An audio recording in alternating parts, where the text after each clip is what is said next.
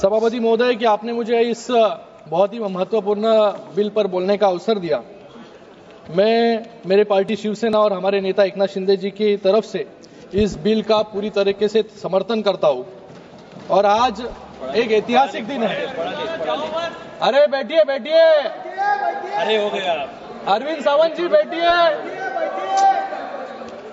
आप please address to this chair please. आज सबसे बड़ा महत्वपूर्ण दिन है, उस पर भी आऊंगा। महत्वपूर्ण दिन है कि पहले 370 फिर ट्रिपल तलाक और आज सीए और आज गरीब मुस्लिम भाइयों के उद्धार के लिए ये वक्त का बिल इस सदन में लाया गया है। आज यहां पर कुछ साथी, अरे पुराने नहीं अभी भी हो सकते हो, उनको तो पहला प्रश्न मुझे पूछना है कि आज हरी जैकेट जो है बुधवार के लिए पहनी है या आज वक्त के लिए खास करके अरविंद सावंत जी ड्रेसअप करके आए थे। यहां पर मुझे उनका भाषण सुनते वक्त बहुत वेदना हुई, बहुत ही शॉकिंग था कि अरे वक्त पे ही बोल रहा हूं बाबा। इधर देखिए, इधर इधर सामने। मुझे इनसे आपसे बात कर रहा हूं सर, हमसे सामने देखिए। इनसे मुझे यूबीटी वालों से प्रश्न पूछना है। अपनी अंतरात्मा से इनको प्रश्न पूछना चाहिए कि बाला साहब आज होते तो ये क्या आज ये भाषण कर पाते यहां पर? आज इस सदन में एक बात साफ हो गई, ये यूबीटी वाले किसकी विचारधारा को मान रहे हैं और ये बिल का विरोध कर रहे हैं। इनके पास एक सुनहरा अवसर था अपनी गलतियों को सुधारने का, अपने इतिहास को संभालने का और विचारधारा को जिंदा रखने का, जिसके लिए कभी बाला साहब ठाकरे जी ने आंदोलन किया था।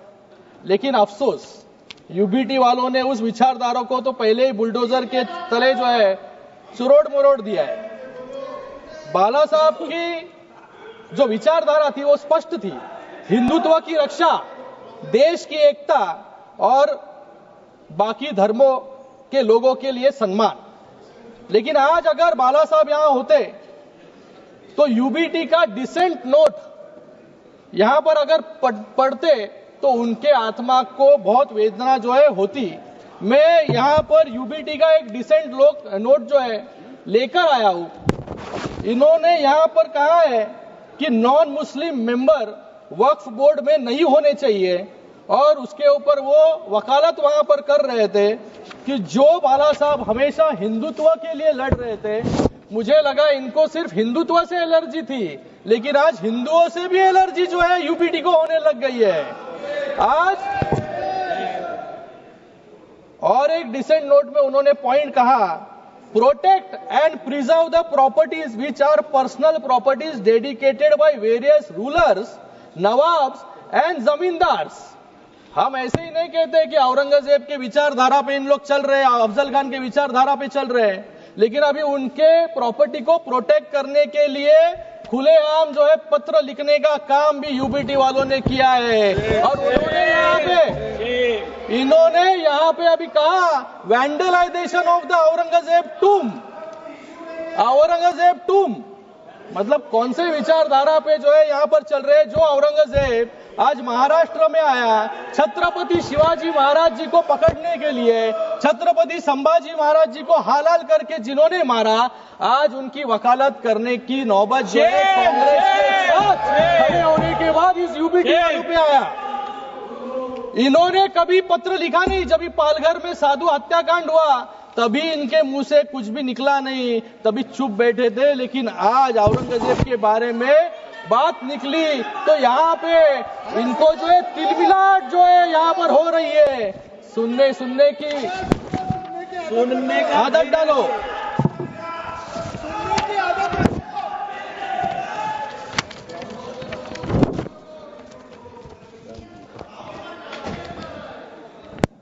मैं यहाँ पर इन्होंने और कहा है, यहाँ पर 370 कलम हटाने के बाद कश्मीर में क्या हुआ।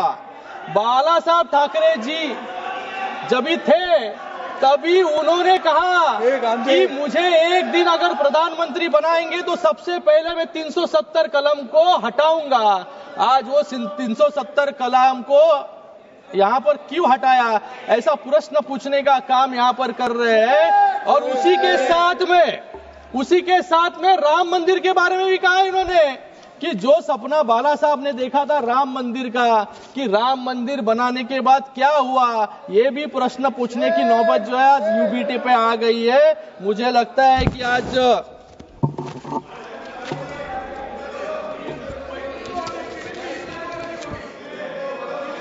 यहाँ पर ये बिल जो है, ये बिल का नाम बदलकर unified Waqf management empowerment efficiency and development यानी उम्मीद रखा गया है। यह उम्मीद सिर्फ एक शब्द नहीं, यह इस कानून का सार है, इस कानून का आधार है, क्योंकि यह उम्मीद देता है उन सभी गरीब मुस्लिम समुदाय के लोगों को जिनका अधिकार वक्फ के आड़ में छीन लिया गया और उसको भ्रष्टाचार और लूट का साधन बना दिया गया। मैं विपक्ष के मित्रों का दर्द समझ सकता हूं, क्योंकि जब भी देश को उनसे उम्मीद दिखी तब उन्होंने देश को और मुस्लिम समुदाय को निराशा देने का काम किया। जिस समुदाय ने आंख बंद करके इनको वोट दिया, लेकिन उनको सिर्फ वोट बैंक बनाकर छोड़ देने का काम जो है इस कांग्रेस वालों ने, विपक्ष वालों ने किया। ये यहाँ पर हमेशा सब एक लोकसभा के वक्त भी लोगों में भ्रम फैलाने का काम इन्होंने किया, संविधान खतरे में है, संविधान खतरे में है। आज भी लोगों में भ्रम फैलाने का काम कर रहे हैं कि वक्फ की जमीनें जो है सरकार ले लेगी। लेकिन आज यहां पर वक्फ बाय यूजर, यहां पर एक अमेंडमेंट लाया गया कि जो ये बिल आने के बाद इसके पहले के सभी वक्फ जो अनडिस्प्यूटेड प्रॉपर्टीज है वो वक्फ पे जाएंगे। तो यहां पर कोई सवाल उठता नहीं है कि सरकारें उस वक्फ की जमीन को लेने की कोशिश कोई कर रहे हैं, लेकिन सिर्फ लोगों में भ्रम फैलाने का काम कुछ लोग यहां पर कर रहे हैं। मैं इन लोगों को याद दिलाना चाहूंगा, जब शाहबानो ने इस कांग्रेस से न्याय मांगने की उम्मीद की, कोर्ट ने शाहबानो को न्याय देने का काम किया, लेकिन इस सदन में ही इस कांग्रेस ने उनसे न्याय जो शाहबानो जी मांग रहे थे वो छीनने का काम इन्होंने ही किया। जब जम्मू कश्मीर की जनता ने आर्टिकल 370 हटाने की मांग की, तभी सिर्फ मुखदर्शक बनते ये कांग्रेस वाले रह गए, आतंकवाद को बढ़ते हुए देखते। जब 2006 में मुस्लिम समुदाय के उत्थान के लिए जब सच्चर कमेटी रिपोर्ट लाई गई, 8 साल तक उस कमेटी के रिपोर्ट को इंप्लीमेंट इन्होंने नहीं किया। जब मुस्लिम महिलाओं ने ट्रिपल तलाक से हो रही उत्पीड़न को रोकने के लिए इनसे गुहार लगाई, तब भी ये वोट गिनती में रह गए। और आज नरेंद्र मोदी जी के एनडीए सरकार में 370 भी हटाया, महिलाओं के आंसू पोंछने का भी काम किया। और आज ये बहुत ही ऐतिहासिक पूर्ण बिल लाकर आज मुस्लिम समाज के लोगों को भी, सर अभी तो शुरू किया है मैंने, I am the only speaker, Muslim समाज के लोगों को न्याय देने का काम भी यहां पर किया है। यह अपीसमेंट नहीं बल्कि अपलिफ्टमेंट की दिशा में उठाया गया एक बड़ा कदम है। ये वोट के लिए नहीं, वतन के लिए काम होता है। ये विधेयक किसी के साथ धोखा नहीं बल्कि हर वर्ग के साथ न्याय का माध्यम है। ये विधेयक मजहब की दीवार नहीं, विकास का द्वार बनाता है। और शायद इसलिए विपक्ष के साथी इतना जोर लगा रहे हैं कि इसको रोकने के लिए। मुझे इनसे पूछना है कि इन वक्फ की जमीनें जो लाखों एकड़ में है, 36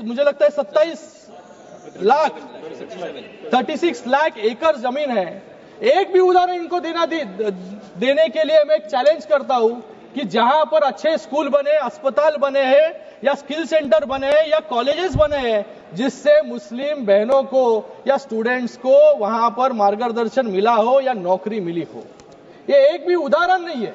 गए 5 सालों में वक्फ की जमीनें बढ़ती गई, डबल हो गई, लेकिन इनकम जो है कम होते गया। जैसे किरण रिजिजू ने यहां पर कहा कि सिर्फ इतने सालों में 163 करोड़ रुपए रेवेन्यू, इतने लाखों एकड़ जमीन से, मतलब भ्रष्टाचार जो है इन जमीनों पर इतने सालों तक चलते आ रहा था। वो भ्रष्टाचार कंट्रोल करने के लिए, ट्रांसपेरेंसी लाने के लिए आज ये बिल आया है तो इनके पेट में जो है दर्द यहां पर हो रहा है. हसताय काय तुमच्यावरती लोक हसणार आता.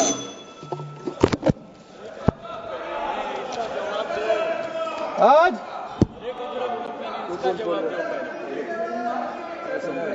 मैं यहां पर कुछ उदाहरण देना चाहूंगा.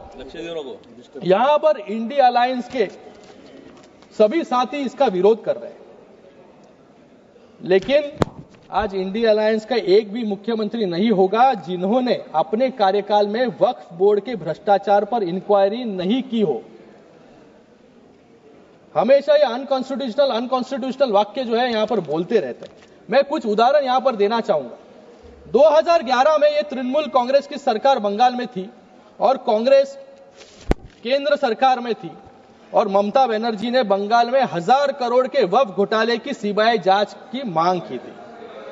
दिल्ली में 2019 में कांग्रेस ने आम आदमी पार्टी के खिलाफ मेमोरेंडम दिया था कि दिल्ली वक्फ बोर्ड में भ्रष्टाचार हो रहा है, जिसके अध्यक्ष आम आदमी पार्टी के विधायक अमनातुल्लाह खान जो जेल भेजे गए.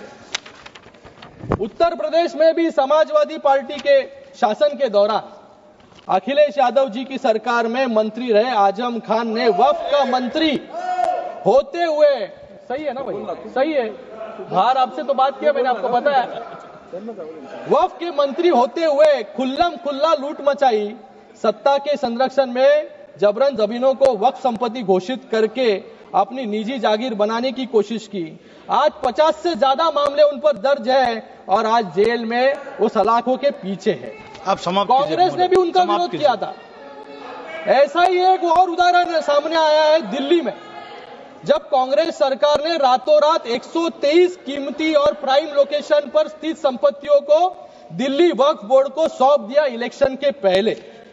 और तेलंगाना में भी ऐसा ही उदाहरण है कि जहां पर तेलंगाना के चीफ मिनिस्टर ने यहां पर कहा सबसे पहला मैंने विरोध किया, लेकिन आज इसी तेलंगाना में सबसे ज्यादा लिटिगेशन है. 77,000 करोड़ से ज्यादा जमीन, 77,000 एकड़ से ज्यादा जमीन वक्फ के पास है, लेकिन सिर्फ 22,000 एकड़ जमीन विवाद मुक्त है.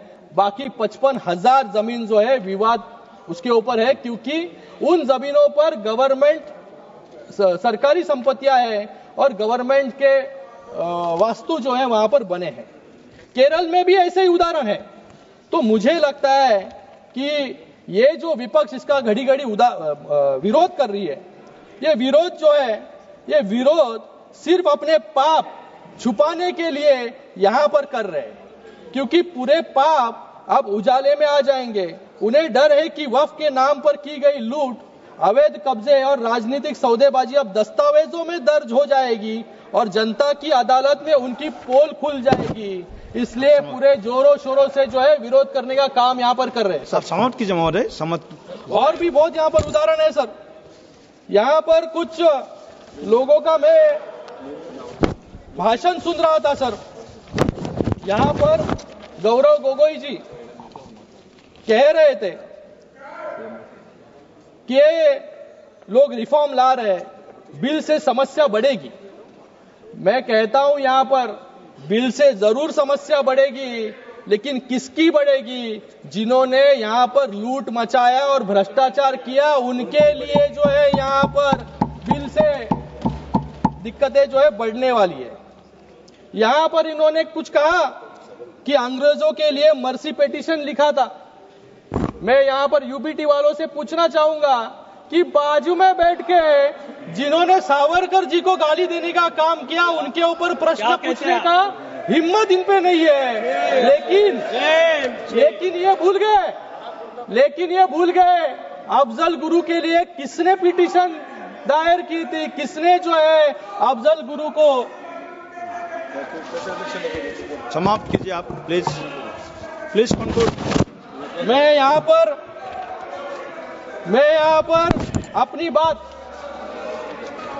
अपनी बात समाप्त करने से पहले, ये जो बिल है 2011-12 में 25% मुसलमान गरीब रेखा से नीचे थे.